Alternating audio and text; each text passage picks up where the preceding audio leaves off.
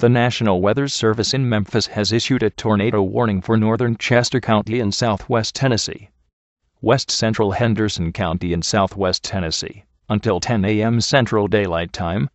At 9:07 a.m., NWS radar indicated a severe storm capable of producing a tornado. This storm is moving northeast at 30 miles per hour towards Pine Lake and surrounding areas. The safest place to be during a tornado is in a basement.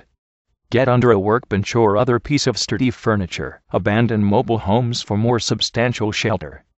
Avoid windows. A tornado watch remains in effect until 11 a.m. Saturday for southern Tennessee.